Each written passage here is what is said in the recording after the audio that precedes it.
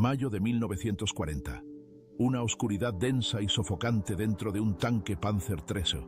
El aire aquí es un cóctel espeso y venenoso de humo de diésel, olor a metal al rojo vivo y el sudor masculino, agrio y penetrante, impregnado en cada centímetro de sus uniformes. 4 miembros de la tripulación, 4 jóvenes, enterrados vivos en esta vibrante tumba de acero. Llevaban 3 días sin salir de allí. Afuera, el cielo primaveral, apacible y pastoral de Francia, paisajes idílicos que solo ven a través de las estrechas rendijas de los visores, como una pintura lejana e irreal. Adentro, su infierno personal, artificial y estruendoso. El chirrido interminable, monótono y desgarrador de las orugas se ha convertido en la única ley de su universo. Se atornilla en el cráneo, desplazando los pensamientos. Sustituye el ritmo del corazón. Es la banda sonora de su lenta e inexorable desintegración. No duermen. Tienen categóricamente prohibido dormir. Sus ojos, inflamados y rojos como los de conejos de vivisección, están abiertos de forma antinatural, y en sus pupilas, dilatadas al máximo, chapotea un fuego demencial, sintético y frío. Son los soldados ideales del Führer. Son máquinas vivientes de carne y acero, cuyos engranajes están lubricados con un veneno químico que consume el alma. El mundo observa con un horror mudo y paralizado. El ejército alemán no avanza. Se precipita, como una avalancha de fuego, a una velocidad que la historia militar jamás ha conocido. Aplastan defensas, rompen frentes, sin detenerse ni de día ni de noche, como demonios que no conocen las leyes de la fisiología. Los periódicos aliados se ahogan en titulares de pánico que describen a estos superhumanos teutones, soldados que no conocen el cansancio, ni el miedo, ni la piedad. Pero detrás de cada palabra de este horror admirado se escondía un error monstruoso y fundamental. No son superhumanos, son hombres cuya sangre está envenenada con metanfetamina. En la palma sudorosa de cada tanquista, en el bolsillo del pecho de cada soldado de asalto, en el botiquín de cada piloto de bombardero en picado Stuka, hay una pequeña pastilla blanca en una lata o en un tubo de celuloide. El nombre oficial, Pervitin. El fabricante, la respetable y sólida empresa berlinesa, Temmler. Ese es el verdadero y secreto combustible de la Blitzkrieg, un arma secreta que estaba oculta a la vista de todos, en cada farmacia y en la mochila de cada soldado. El alto mando de la Wehrmacht encargó 35 millones de dosis solo para la operación de invasión de Francia. 35 millones de pastillas de pura locura de laboratorio, que se entregaban a los soldados bajo la apariencia de vitaminas para dar energía, como si fueran ácido ascórbico. No fue solo una campaña militar, fue la intervención narcótica estatal más masiva y cínica de la historia de la humanidad. Pero ellos aún no sabían que aquello era solo el principio de su caída. Y ese fue solo el primer y triunfal acto de una tragedia que consumiría no solo al ejército, sino a toda la nación, llegando hasta su corazón más oscuro, hasta el búnker bajo la Cancillería del Reich. Lo que comenzó como una pastilla milagrosa estaba destinado a terminar en agonía, en ruinas, en locura, y nadie podía prever cuán profundo era ese abismo. Pero para comprender los orígenes de esta locura colectiva, de esta marcha química hacia el abismo, es necesario retroceder unos años, a la Alemania pacífica de la preguerra, a un país que buscaba desesperadamente un milagro y estaba dispuesto a pagar por él cualquier precio, incluso el más terrible, y encontró su milagro, en la farmacia de la esquina, en un pequeño frasco de vidrio con una etiqueta llamativa. Tras la humillación nacional de la Primera Guerra Mundial, tras el dictado de Versalles y el caos económico de la República de Weimar, Alemania era una nación obsesionada con la idea de la revancha y una solución rápida a todos los problemas. El país anhelaba una panacea para el paralizante colapso económico, para la profundísima depresión nacional, para el corrosivo sentimiento de inferioridad. La gente, que empujaba carretillas por las calles con millones de marcos devaluados para comprar una hogaza de pan, estaba dispuesta a creer cualquier cosa. En las calles de Berlín, Múnich y Hamburgo reinaban el hambre, la desesperación y la violencia. Los antiguos oficiales del ejército del Kaiser mendigaban en las esquinas, mientras sus medallas se empañaban de suciedad y vergüenza. Fue sobre este suelo putrefacto de humillación donde brotaron los gérmenes del nacionalsocialismo, que prometía una curación inmediata. Pero las promesas políticas no eran suficientes. La nación necesitaba un milagro físico y tangible, y la industria farmacéutica alemana, la más avanzada e inmoral del mundo, estaba dispuesta a proporcionar esa panacea. Ya le había regalado al mundo la aspirina y la heroína. Ahora era el momento de algo nuevo, algo que lo cambiaría todo. Y aún no sabían que estaban creando un monstruo que casi los devoraría a ellos mismos.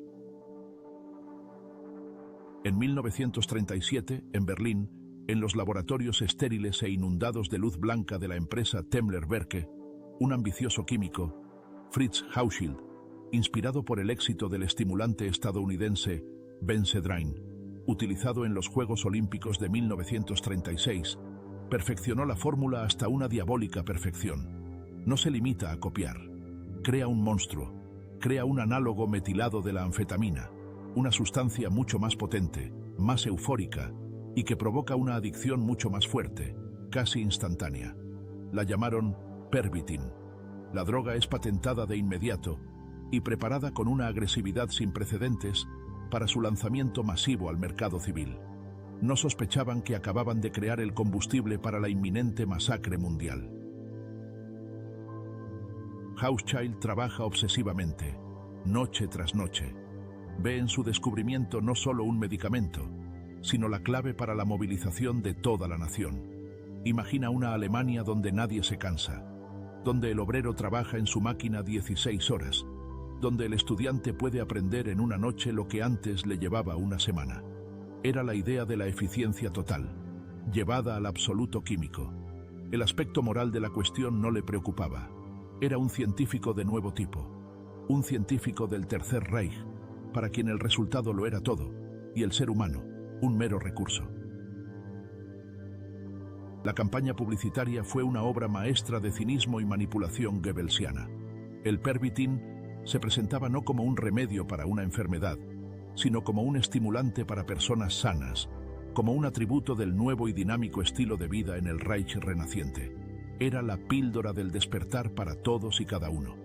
Las amas de casa, cansadas de la rutina doméstica, podían tomar una pastilla y fregar los suelos y preparar la comida con el triple de energía.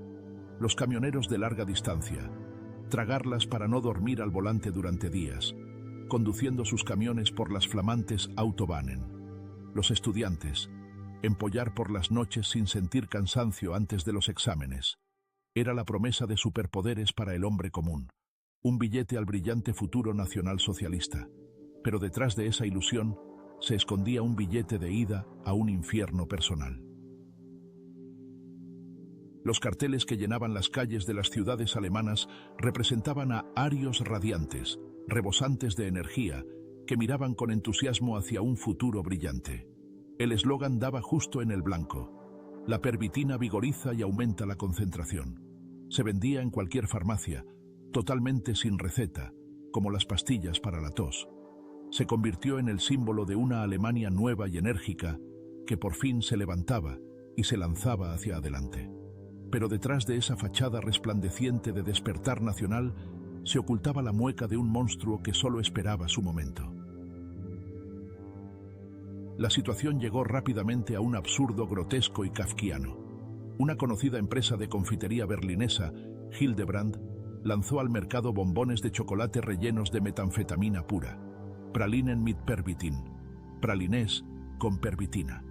Cada bombón en su elegante caja contenía casi el triple de la dosis recomendada por los médicos.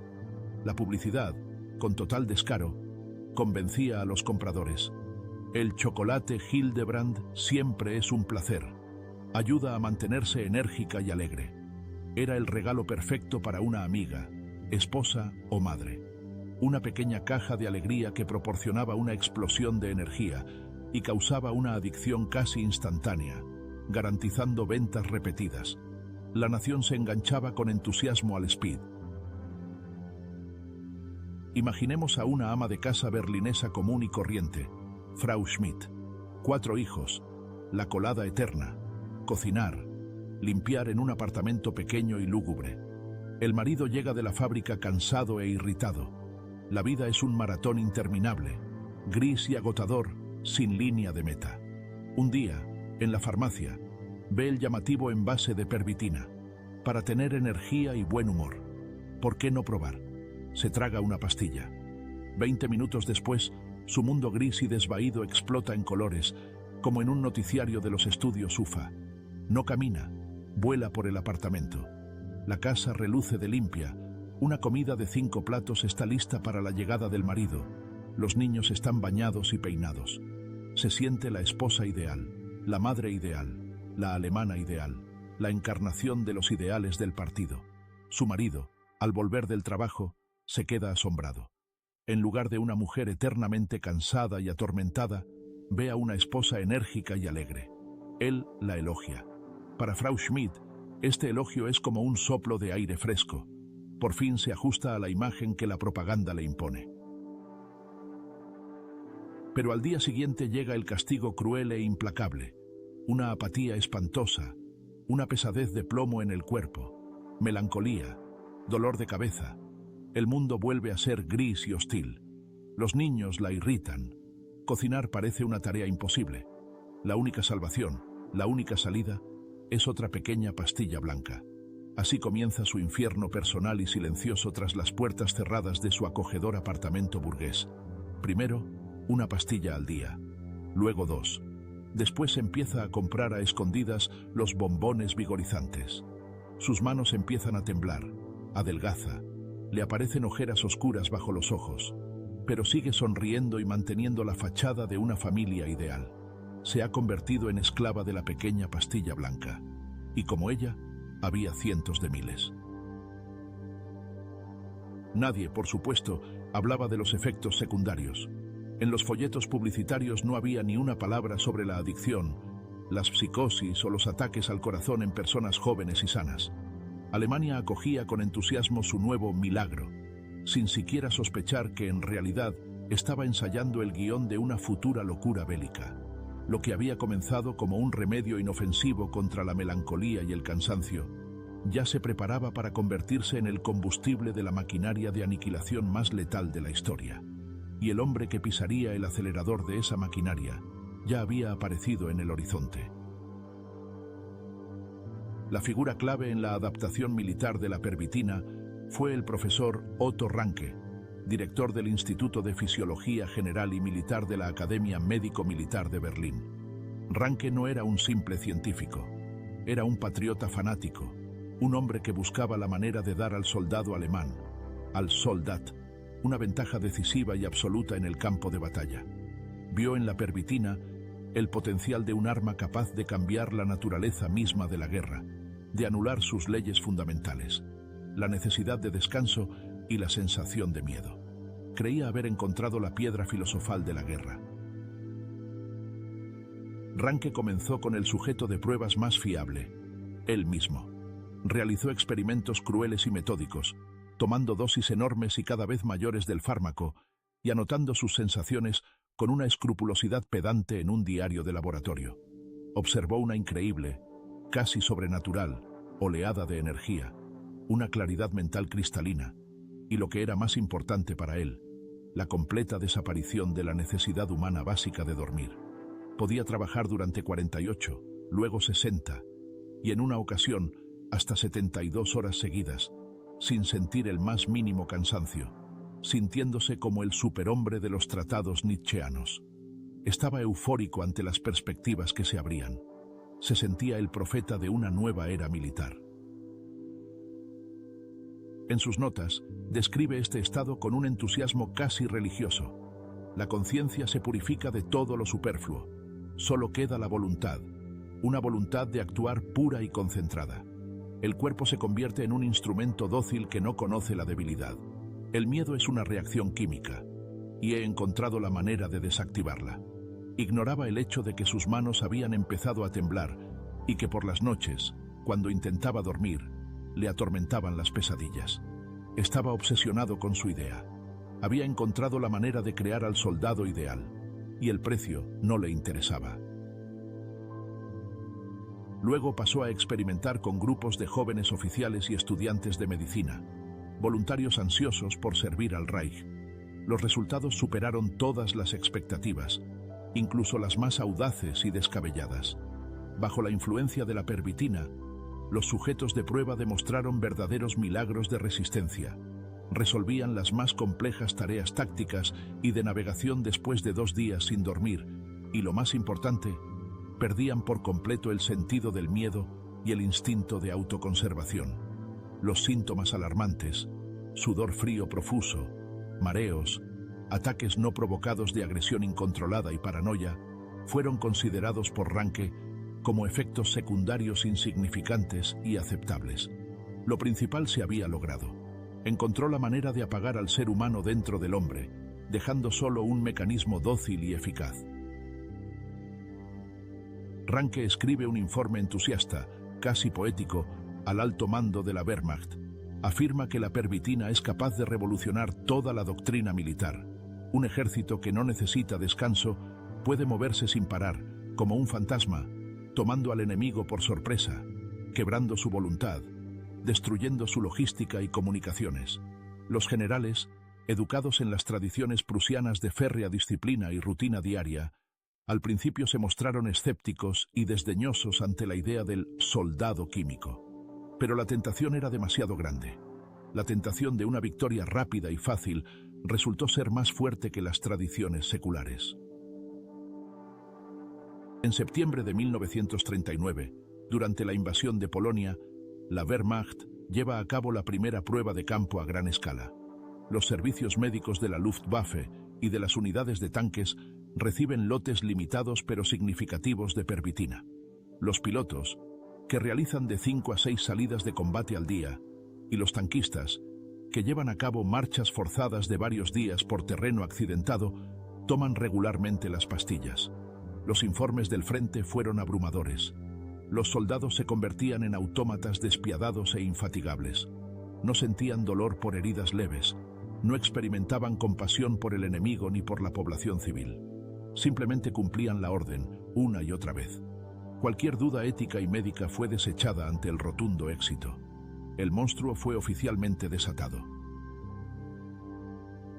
Tras el triunfo en Polonia, la pervitina es adoptada inmediatamente por todas las ramas de las Fuerzas Armadas. Las fábricas Temmler en Berlín y Jena pasan a un régimen de trabajo de 3 turnos las 24 horas del día, produciendo millones y millones de pastillas. El polvo blanco, la base para las pastillas, se producía en tales cantidades que un fino polvo venenoso lo cubría todo, depositándose en las paredes y en los pulmones de los trabajadores. Los propios trabajadores, para soportar el ritmo infernal, también tomaban pervitina, convirtiéndose en las primeras víctimas civiles de la maquinaria de guerra. Trabajaban en una nube tóxica, envenenándose lentamente, pero bajo el efecto de la droga no notaban ni la tos ni la debilidad.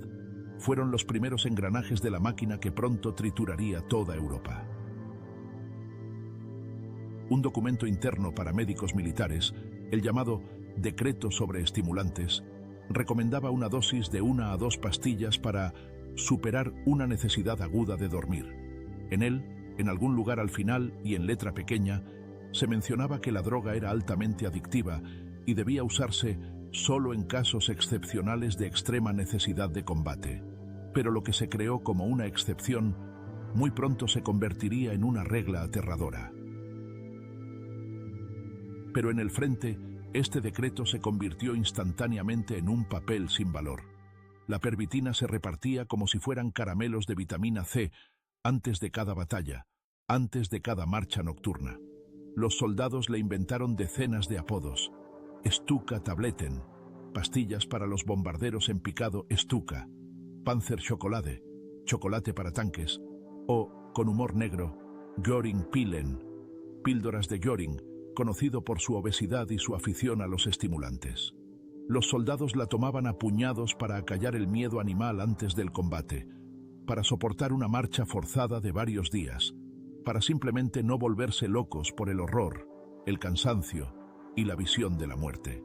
La droga se convirtió en un elemento sistémico de la maquinaria de guerra, tan importante como la gasolina para los tanques y las balas para los fusiles. La maquinaria logística del Tercer Reich funcionaba con una precisión impecable. Las pulcras latas con el logotipo azul de Temmler se convirtieron en una parte tan integral de la ración del soldado como la carne en conserva, las galletas y el café sucedáneo. Los intendentes las entregaban a los comandantes de compañía y de batallón antes de cada operación importante.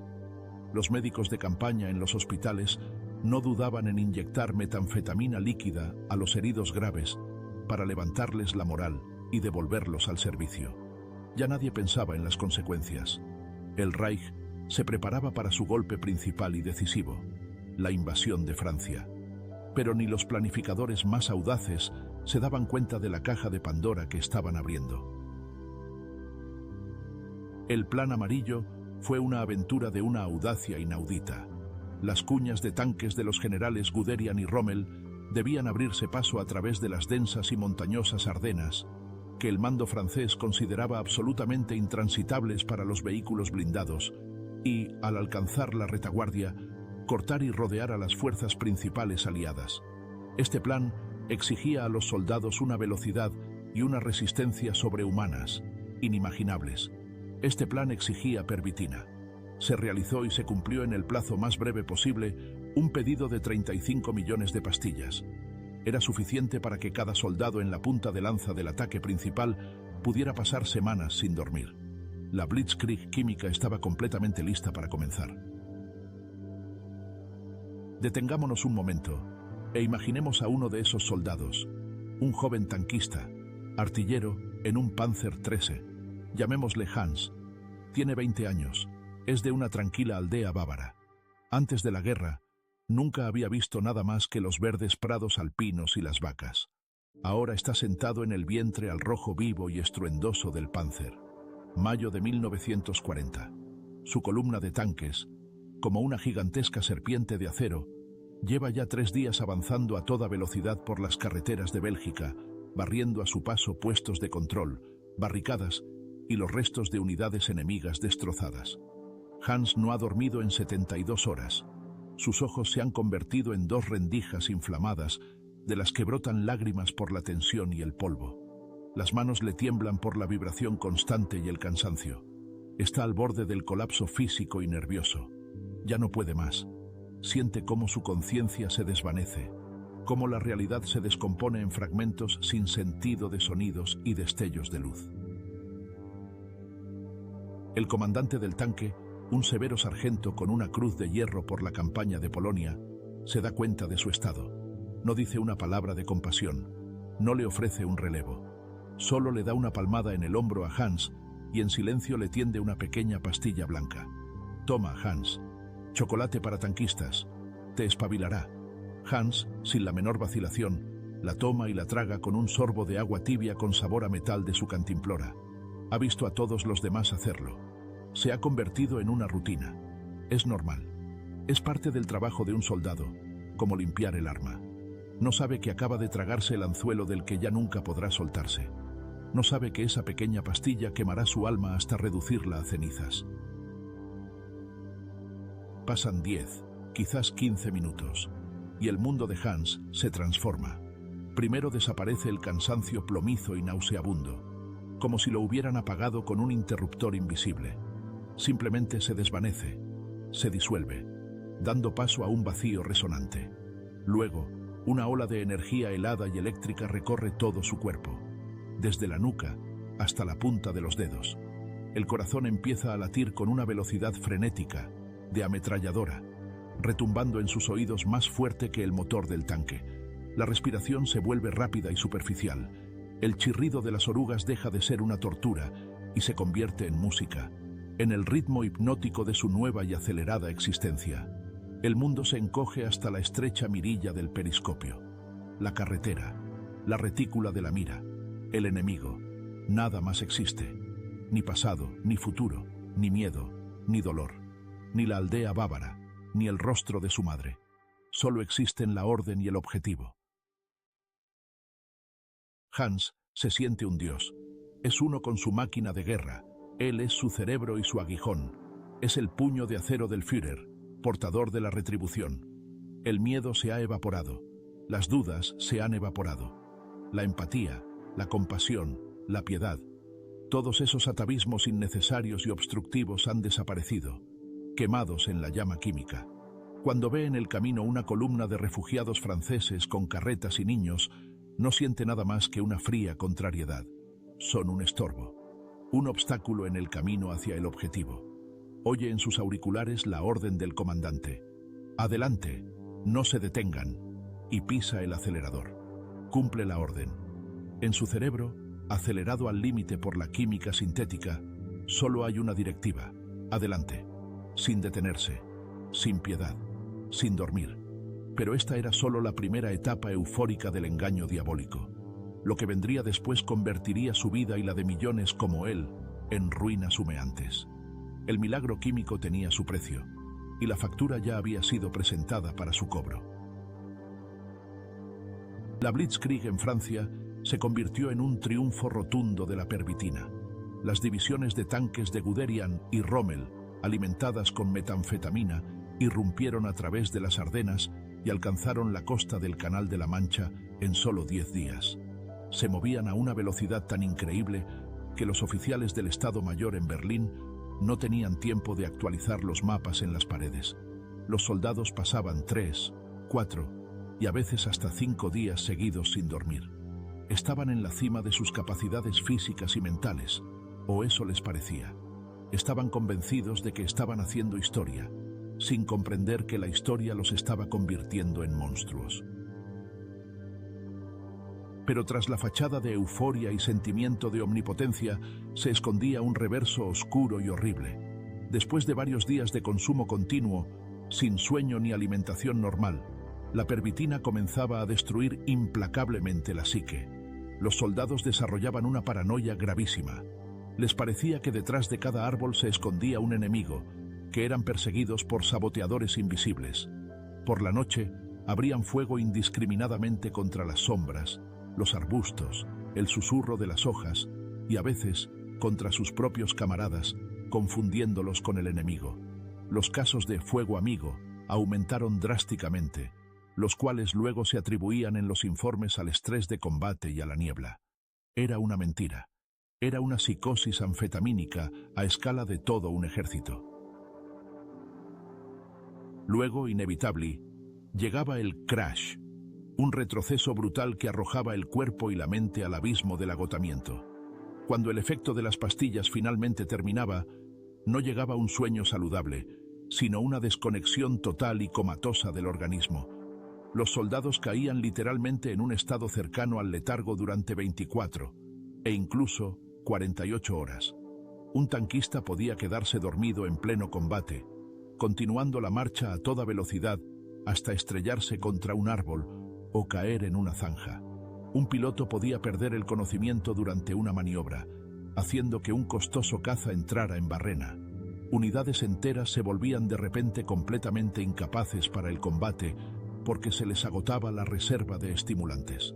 Los comandantes tenían que hacer paradas forzadas, no previstas en el plan, para dar a los hombres la oportunidad de recargarse, es decir, tomar una nueva dosis y reiniciar el círculo vicioso. El ejército se convirtió en un ejército de drogodependientes, cuya capacidad de combate dependía del suministro oportuno de la droga. Comenzaron también problemas físicos catastróficos.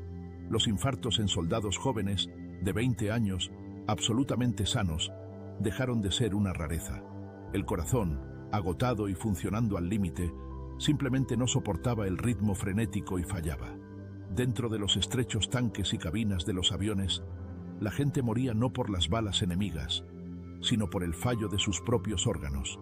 Muchos desarrollaron psicosis prolongadas que no desaparecían ni siquiera después de suspender el uso del fármaco. Oían voces, veían alucinaciones espeluznantes, sufrían de manía persecutoria. A estas personas las retiraban silenciosamente del frente, enviándolas a hospitales de retaguardia con el diagnóstico de trauma psíquico de combate, para no estropear las estadísticas de victoria y no admitir lo evidente. El arma milagrosa estaba devorando a su propio ejército desde dentro. Incluso el propio general Heinz Guderian, arquitecto del avance de los tanques y padre de la Blitzkrieg, admitió indirectamente la existencia del problema en sus memorias de posguerra. Escribió sobre el agotamiento nervioso extremo de sus tanquistas, sobre la necesidad de hacer pausas para dar a la gente la oportunidad de recuperarse y descansar. Él, por supuesto, no mencionó la pervitina ni una sola vez, pero los médicos militares que trabajaban en el frente sabían la verdad. Veían a soldados con las manos temblorosas y la piel apergaminada, con un brillo demente y acosado en los ojos, suplicando que les dieran otra vitamina para el ánimo. Veían cómo los héroes del Reich se convertían ante sus ojos en drogadictos nerviosos, demacrados y prematuramente envejecidos. Pero la despiadada máquina de guerra exigía seguir adelante. Y ellos, con el corazón encogido, continuaron extendiendo recetas para la locura, convirtiéndose en cómplices de este envenenamiento masivo. Sin embargo, el triunfo en Francia fue solo el principio. El verdadero infierno esperaba al ejército de la pervitina en el este. La invasión de la Unión Soviética en junio de 1941, la Operación Barbarroja, abrió un nuevo y mucho más terrible capítulo en la historia de la metanfetamina militar. Aquí, en las interminables extensiones de Rusia, la guerra adquirió un carácter completamente diferente. No fue un rápido paseo por las carreteras europeas, sino una guerra total de aniquilación, una guerra contra la naturaleza, contra el espacio, contra el tiempo mismo. Y el papel de la droga en esta guerra cambió. Dejó de ser el combustible para la Blitzkrieg. Se convirtió en un medio de supervivencia en el infierno. Llegó el invierno de 1941, el terrible y apocalíptico invierno ruso, para el que la Wehrmacht no estaba en absoluto preparada. La temperatura caía a -30, -40 grados. Los motores de los tanques se congelaban. El lubricante de las armas se convertía en piedra. Los soldados con uniformes de verano morían congelados por miles, directamente en sus puestos. Y fue aquí donde la pervitina encontró su segundo y aún más siniestro propósito. Comenzaron a distribuirla no para el vigor y el ataque, sino simplemente para no morir. La pastilla, que aceleraba el metabolismo y hacía que el corazón latiera más rápido, creaba una ilusión de calor, permitiendo a un centinela aguantar unas horas más en el viento helado antes de caer muerto. La pervitina se convirtió en la última barrera entre la vida y la muerte por congelación. Imaginemos a otro soldado. Llamémosle Klaus. Es un soldado de infantería, perdido en algún lugar en las nieves cerca de Moscú. Su compañía ha sido casi completamente aniquilada. Está hambriento, congelado, atormentado por la disentería. A su alrededor, durante muchos kilómetros, solo hay nieve blanca y silenciosa y los esqueletos negros y carbonizados de las aldeas rusas. Por la noche, debe hacer guardia. Dormir significa una muerte segura por el frío. El miedo significa la locura. El comandante le da las 2 últimas pastillas de pervitina. Klaus se las traga. Una energía artificial llena su cuerpo exhausto. Ya no siente el frío, no siente el hambre, pero su mente comienza a desintegrarse. Le parece que las sombras de los árboles cobran vida, convirtiéndose en figuras de partisanos. Cada crujido de una rama congelada es el sonido de un cerrojo enemigo. Ve en los ventisqueros los rostros de sus camaradas caídos que susurran su nombre. Por la mañana, cuando vienen a relevarlo, está de pie, aferrado a su fusil, con los ojos enloquecidos y vacíos, balbuceando palabras incoherentes. Sobrevivió esa noche, pero el hombre llamado Klaus murió, dejando en su lugar solo una cáscara temblorosa y paranoica. Mientras millones de soldados en el frente consumían la pervitina suministrada por el Estado, en el corazón del Reich, en un húmedo búnker de hormigón bajo la Cancillería del Reich, se desarrollaba su propio drama narcótico, especial y mucho más concentrado. El principal drogadicto del Tercer Reich no era un soldado anónimo llamado Hans, era el propio Adolf Hitler. Su adicción fue la clave para comprender muchas de las decisiones irracionales y catastróficas que llevaron a Alemania al colapso total. Su médico personal, el profesor Theodor Morell, era una caricatura viviente, la antítesis completa del ideal ario promovido: obeso, abotargado, con manos grasientas y sudorosas, y la dudosa reputación de un charlatán que trataba a la bohemia berlinesa. Pero Hitler confiaba en él sin límites, llamándolo mi salvador. Morel era un maestro insuperable de las inyecciones de vitaminas. Cada día del Führer, a partir de aproximadamente 1941, comenzaba y terminaba con inyecciones, lo que Morel llamaba hipócritamente vitaminas y fortificantes. Era en realidad un cóctel monstruoso e impensable de docenas de potentes fármacos que habría matado a un caballo. Se utilizaba de todo: testosterona, extractos de testículos y glándulas prostáticas de toro, innumerables hormonas, peligrosas sulfamidas. Pero los ingredientes principales, centrales, de este brebaje diabólico eran las drogas duras. Cuando Hitler necesitaba un estímulo antes de una reunión importante o un discurso público, Morel le inyectaba pervitina por vía intravenosa.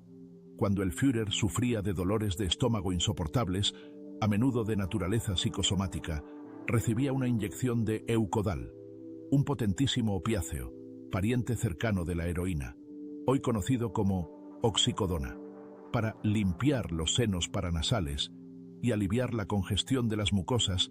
Se utilizaba cocaína pura en forma de gotas y spray.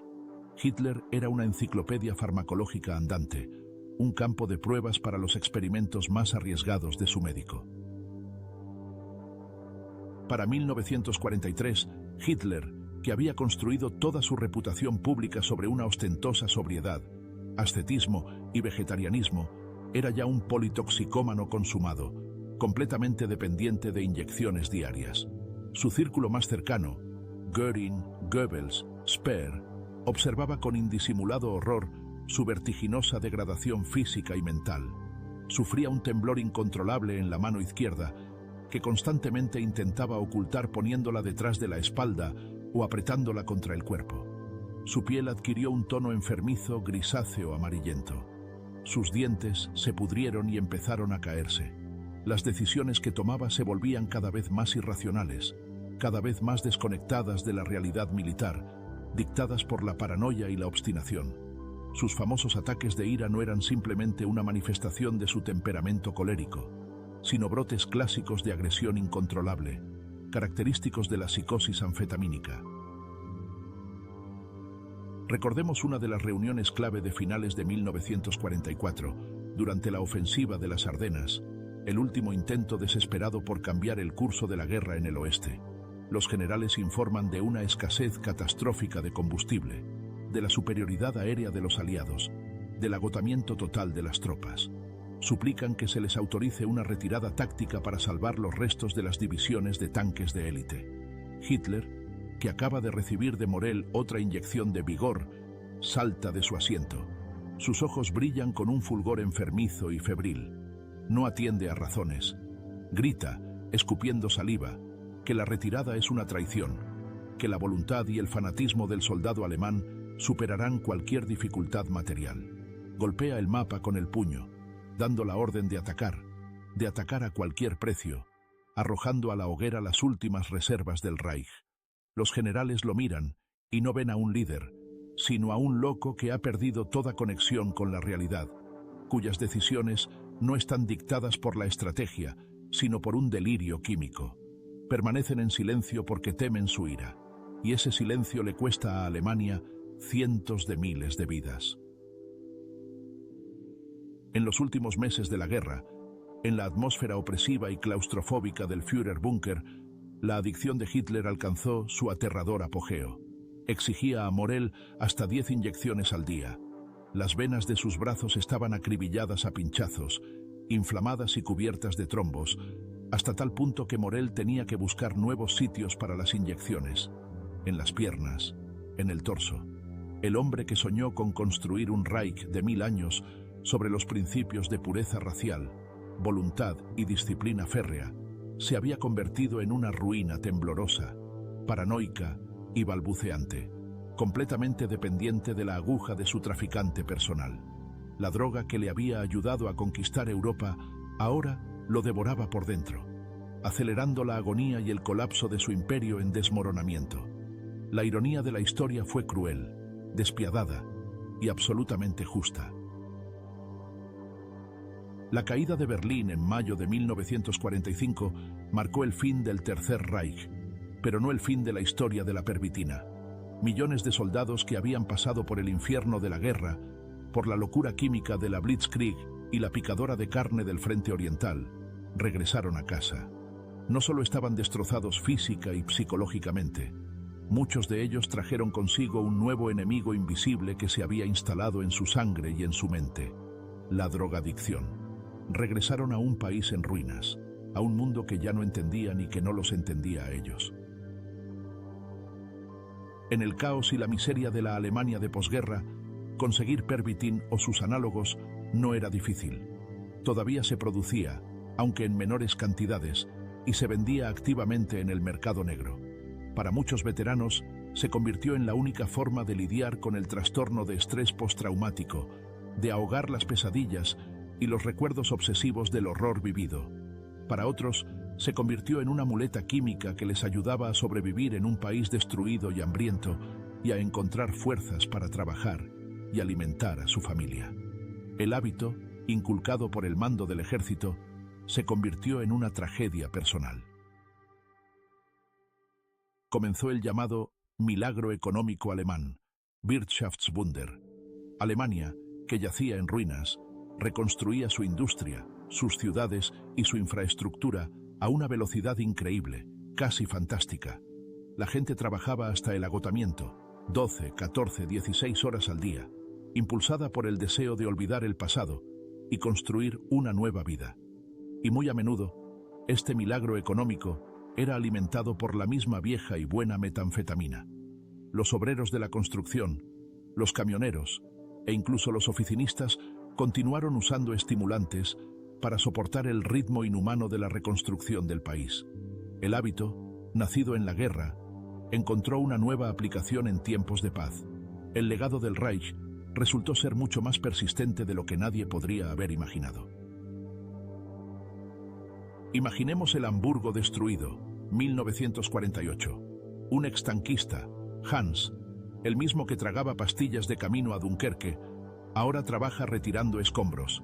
Tiene 30 años, pero aparenta 50. Cada noche sueña con tanques en llamas, gritos de heridos, el chirrido de las orugas.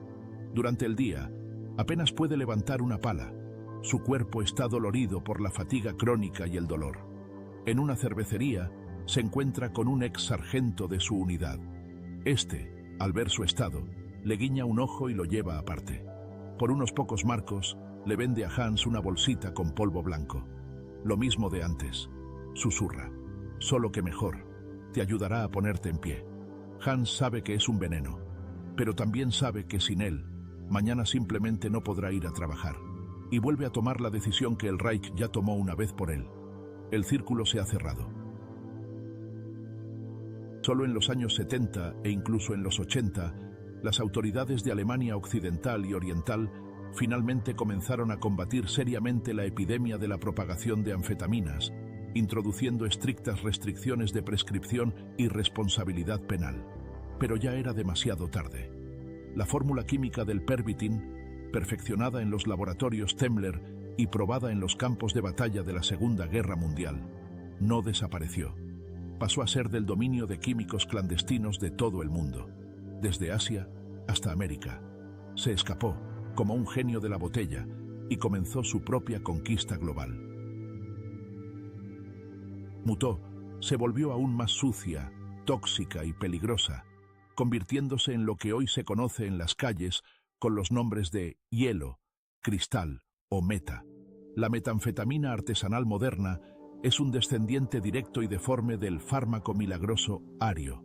Se produce en laboratorios insalubres en sótanos a partir de ingredientes industriales venenosos, como disolventes de pintura, líquido desatascador y baterías de litio. Pero su esencia sigue siendo la misma. Una falsa y breve sensación de euforia y poder, seguida de la inevitable y completa destrucción del cuerpo, la mente y el alma. Los fantasmas de la Blitzkrieg química todavía deambulan por nuestro mundo. Viven en las historias sobre supersoldados, en los informes secretos sobre el uso de estimulantes de combate en los ejércitos modernos. Nos miran con los ojos vacíos y quemados de los drogadictos de las calles de la ciudad, cuyos rostros están cubiertos de llagas y sus dientes podridos, una copia exacta de aquello en lo que se convirtió el Führer en su búnker. La historia de la pervitina no es solo un capítulo olvidado de un libro de historia de la Segunda Guerra Mundial. Es una advertencia terrible y eternamente relevante sobre lo fácil que es vender el alma al diablo a cambio de la ilusión de poder y de una solución rápida a los problemas. La guerra terminó hace casi 80 años. La Blitzkrieg química, nunca. Simplemente cambió de uniforme y encontró nuevos campos de batalla. Y sus víctimas siguen siendo millones que no sospechan que están tragando el mismo veneno que los soldados de Hitler.